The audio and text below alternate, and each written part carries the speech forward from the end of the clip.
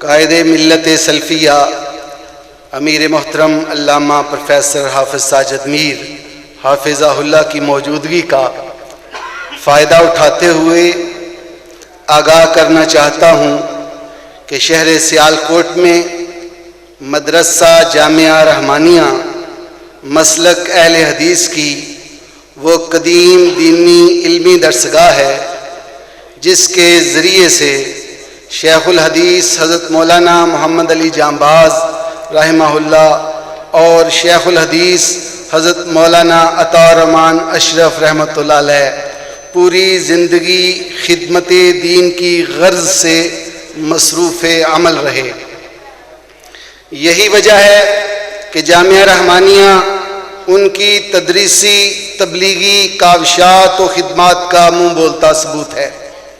اب تک لا تعداد حفاظ کرام اور علماء کرام اس ادارہ سے سند فراغت پا چکے ہیں اور عملی میدان میں خدمت دین کی غرض سے مساجد کے منبر و محراب اور تعلیمی درسگاہوں کو آباد کیے ہوئے ہیں۔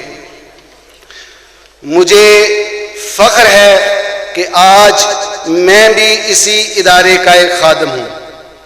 خدمت کے اس سفر میں مجھے اس بات پر بھی فخر ہے کہ قائد ملت سلفیہ پروفیسر علامہ حافظ ساجد میر حافظہ اللہ کا دست شفقت میری پشت پر ہے۔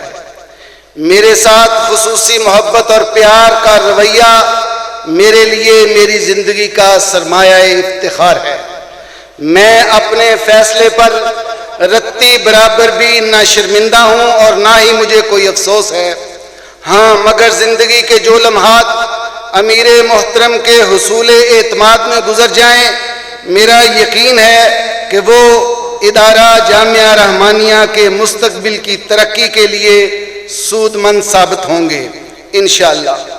میری دعا ہے کہ مرکزی جمعیت اہل حدیث پاکستان پر امیر محترم کا سایہ صحت اور ایمان کی سلامتی کے ساتھ تادیر قائم رہے، آمین۔ بہت شکریہ۔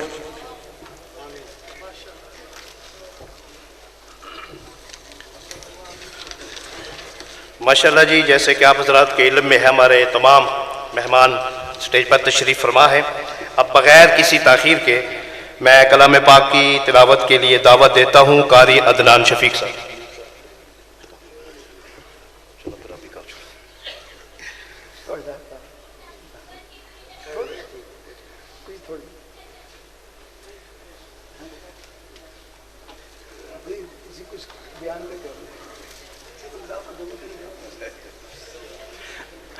قائد ملت سلفیہ پروفیسر علامہ حافظ ساجد میر حافظہ اللہ امیر مرکزی جمعیت اہل حدیث آپ سے مخاطب ہوتے ہیں۔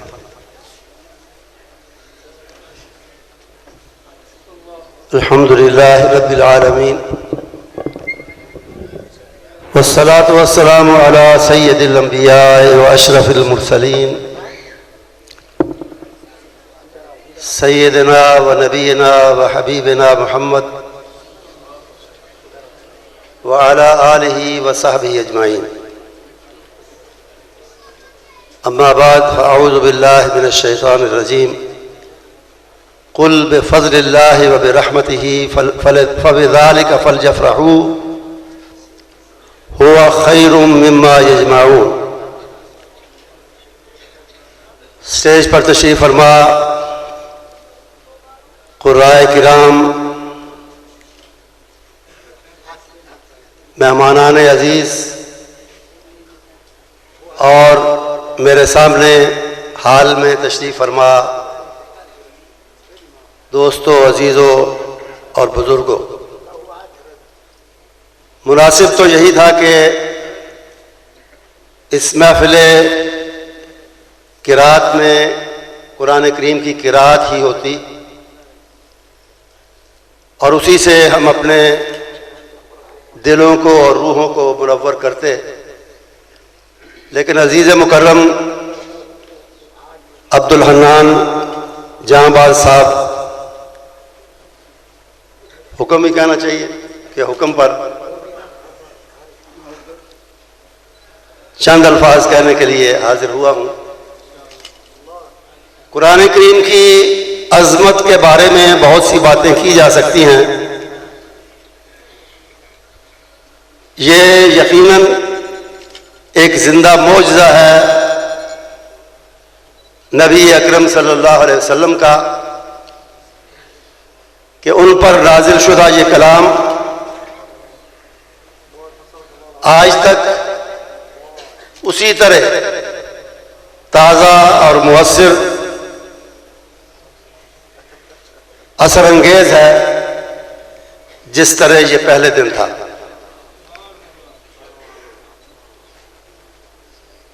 اس کی معجزانہ حیثیت کے بارے میں علماء نے بہت کچھ کہا، لیکن اس کا ایک پہلو اس کی تاثیر ہے، اس کا اثر جو دلوں پر ہوتا ہے.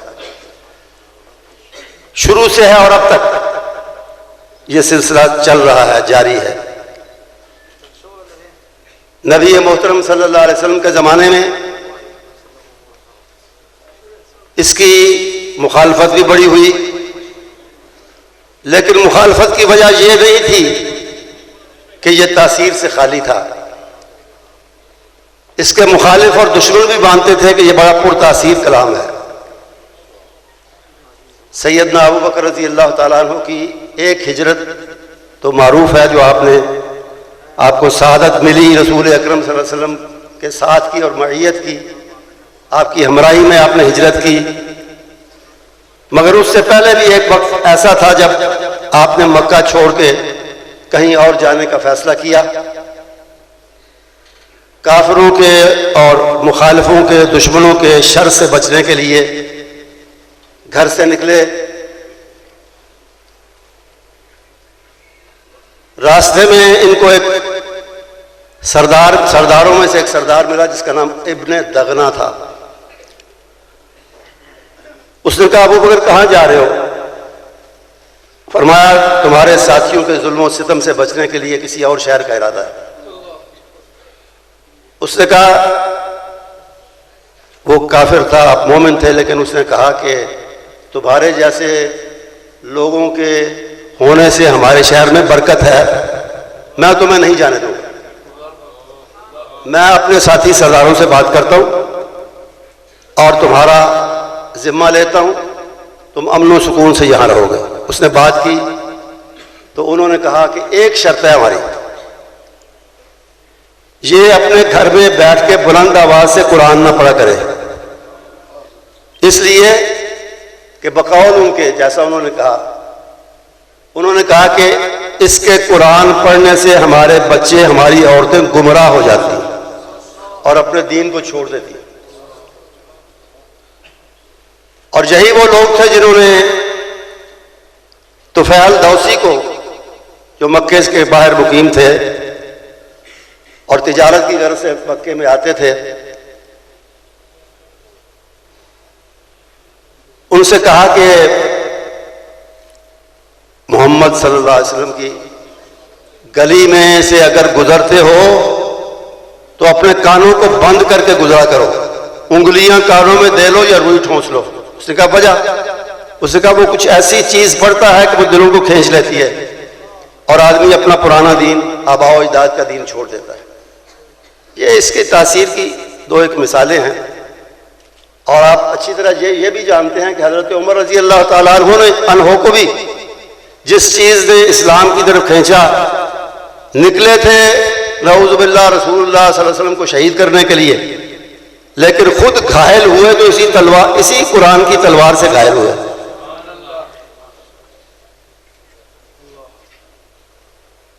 اس سے پہلے بھی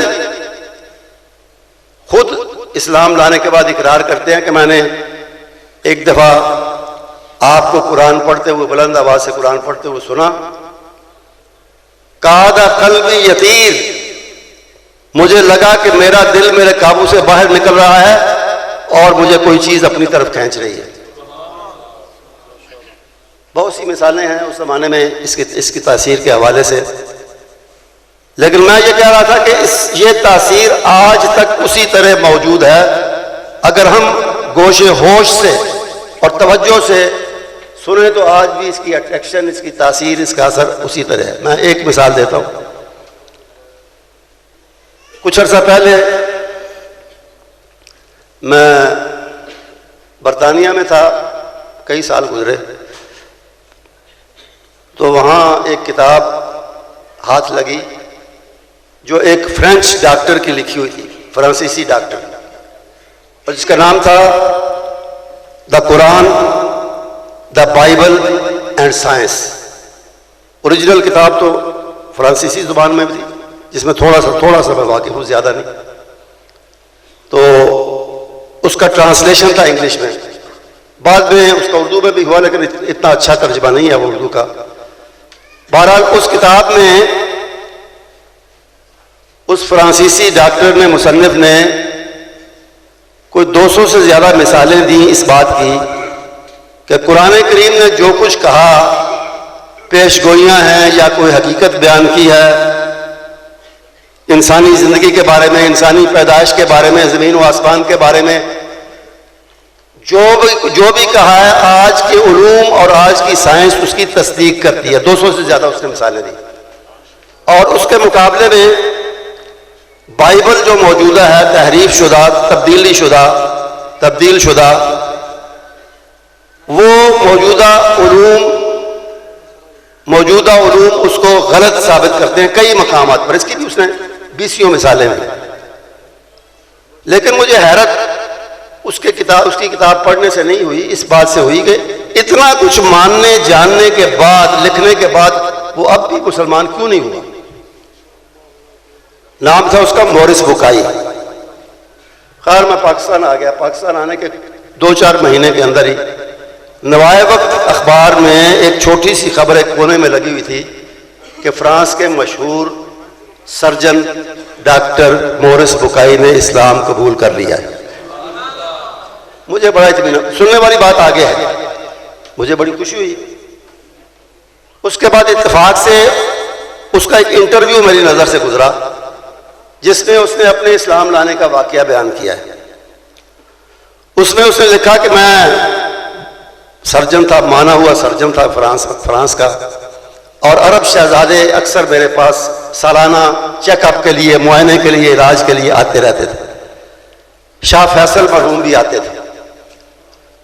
تو وہ ایک دفعہ آئے تو میں نے کہا کہ یہ آپ کے مسلمانوں نے قرآن کو بڑا سر پر اٹھایا ہوا ہے جی، قرآن جی بڑا معجزہ ہے جی، بڑا یہ ہے بڑا۔ میں اسے پڑھتا ہوں، مجھے سمجھ نہیں آتی، بات ایک شروع ہوتی ہے، پھر دوسری، پھر تیسری اس میں سے نکلتی جاتی ہے، اس کا کوئی سرا نہیں مجھے ملتا۔ تو انہوں نے بڑے صبر سے، اطمینان سے یہ بات سنی اور کہا کہ ڈاکٹر صاحب آپ نے یہ قرآن کریم جو ہے یہ کس زبان میں پڑھا ہے؟ اس نے کہا میں نے اپنی فرانسیسی زبان میں اس کا ترجمہ پڑھا ہے۔ تو انہوں نے کہا آپ ایسا کریں، عربی کو اتنی مشکل نہیں ہے، اور قرآن کی عربی تو بالکل آسان ہے، وَلَقَدْ يَسَّرْنَا الْقُرْآنَ لِلذِّكْرِ فَهَلْ مِن مُدَّكِرٍ۔ تو اس نے کہا کہ آپ تھوڑی عربی سیکھ لیں، قرآن کو براہ راست عربی میں پڑھیں، اگلے سال میں آؤں گا علاج کے لیے یا چیک اپ کے لیے تو آپ سے بات کروں گا، اس وقت میں نے اس موضوع پہ بات نہیں کرنی۔ میں نے وعدہ کر لیا، اس وعدے کو پورا کیا، ٹیوٹر رکھا، استاد رکھا، عربی پڑھی، پڑھنے کے بعد قرآن کو پڑھا۔ تو جب اگلے سال وہ آئے تو انہوں نے خود کہا کہ آؤ جی ڈاکٹر صاحب بات کریں قرآن پر، آپ کو کیا اعتراض ہے؟ تو کہتا ہے میں نے کہا کہ جناب جب سے میں نے اوریجنل عربی میں اس کو پڑھا ہے میرے سارے اعتراض ختم ہو گئے۔ اس کی تاثیر ہی اتنی ہے کہ اس نے مجھے اپنی طرف کھینچ لیا ہے۔ ایک بات میں نے کہا تھا کہ ایک بات، لیکن ایک اور صرف ایک مثال اور یہ بتانے کے لیے کہ اس کی تاثیر آج تک زندہ ہے، ہم اثر لینے والے بنے، بس اتنی سی بات۔ شاید آپ نے نام سنا ہو، ایک انگلش ایک سنگر تھا، پاپ سنگر جسے کہتے ہیں، وہ جو ناچ کے کود کے گاتے ہیں۔ تو نام تھا اس کا سم تھنگ اسٹیون۔ تو اب اس کا نام یوسف اسلام ہے، اور وہ فلاح انسانیت کے لیے خاص طور پہ مسلمان ملکوں میں زلزلے وغیرہ آفات جب آتے ہیں تو بڑا اس کی ایک NGO ہے، ایک انجمن ہے، وہ بہت کام کرتی ہے۔ تو اس کا بھی میں نے انٹرویو پڑھا، اس سے کسی نے پوچھا کہ آپ کو اسلام نے کیسے اپنی طرف کھینچا، کیسے کشش ہوئی؟ کسی کی تبلیغ تھی، کسی شخص کا اثر تھا. اس نے کہا نہیں، کسی نے مجھے مسلمان نہیں کیا، قرآن نے مجھے مسلمان کیا ہے. اور اس طرح کیا ہے کہ مجھے کسی نے دیا پڑھنے کے لیے، میں نے پڑھا تو میں اس کی طرف کھنچتا چلا گیا. کہنے لگا آپ نے یوسف اسلام کیوں نام رکھا ہے؟ اس نے کہا اس لیے کہ سارا ہی قرآن مجھے بڑا اچھا لگا، سورۃ یوسف مجھے بہت ہی اچھی لگی، تو اس لیے میں نے یوسف اپنا نام رکھا. کیٹ سٹیونز اس کا نام تھا، اس کا یوسف نام رکھا. اور ایک آپ جانتے ہیں کہ ایک نام ان کا فیملی نیم ہوتا ہے، یا سر نیم اس کو کہتے ہیں، خاندانی نام ہوتا ہے جو باپ دادا سے چلتا آتا ہے. وہ نام وہ بدلتا نہیں ہے، اپنا نام ذاتی نام بدلتا ہے.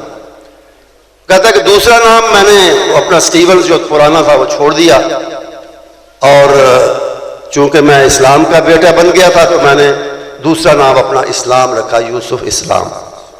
یہ وہی بات ہے جو حضرت سلمان فارسی رضی اللہ تعالیٰ عنہ سے کسی نے کہا تھا کہ آپ کا خاندان کو تعارف تو کرائیں، اپنے خاندان کا کہاں سے ہے، کیا ہے. تو انہوں نے کہا مجھے ایسے تعارف کی کہ میں ایران سے ہوں یا کہاں سے ہوں کرانے کی ضرورت نہیں، انا ابن اسلام، میں اسلام کا بیٹا ہوں. تو یہی بات یوسف اسلام نے کہی اور اپنا نام رکھا، اسی نام پہ رکھا. تو یہ ہے اس کتاب پاک کی تاثیر جو آج تک زندہ ہے. اللہ کرے یہ ہمارے دلوں پر بھی اپنا اثر کرے اور ہمیں ہدایت کی راہ پر لائے اور رکھے. وآخر دعوانا الحمدللہ.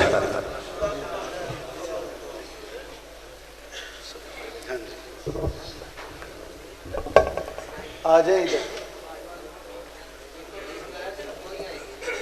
جنہیں بلایا گیا وہ جلدی آ جائیں، بس پڑھائی سے.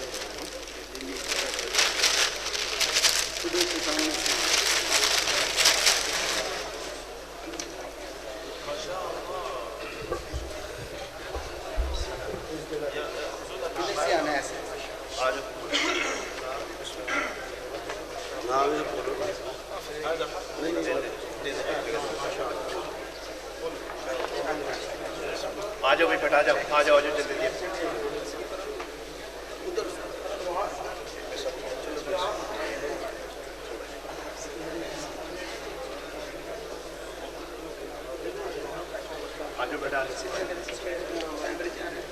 ٹھیک ہے جلدی آگے چلو جلدی آ.